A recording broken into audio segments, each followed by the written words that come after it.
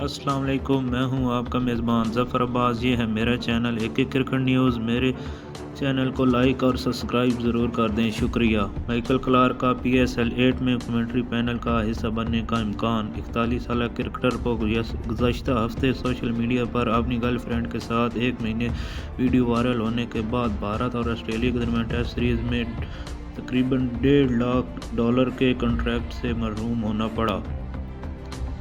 Pakistan cricket board PCB نے سابقہ Australian کپتان مائیکل کلارک کو پاکستان سپر لیگ کے کمنٹری پینل میں شامل ہونے کی پیشکش کی۔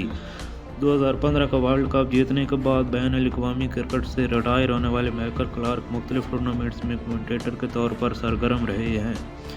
رپورٹس کے حوالے سے مائیکل کلارک نے کہا کہ مجھے ابھی PSL پاکستان پریمیئر لیگ پر تبصرہ کرنے کے لیے کہا گیا ہے کہ آپ کو ان کے بین الاقوامی میچوں کو دیکھنا چاہیے۔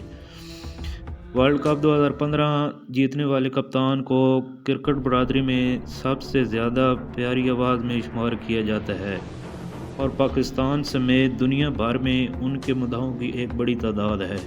کلارک اپنی نسل کے بہترین کرکٹر میں سے ایک کے طور پر کرکٹ کے بارے میں وسیع علم رکھتے ہیں اور اس کھیل کے بارے میں ان کی رائے کو کرکٹ کی دنیا میں اچھی طرح سے مانا جاتا ہے۔ تاہم 41 سالہ کرکٹر گزشتہ ہفتے سوشل میڈیا پر اپنی گرل فرینڈ کے ساتھ ایک مبینہ ویڈیو وائرل ہونے کے بعد سرخیوں میں ہے۔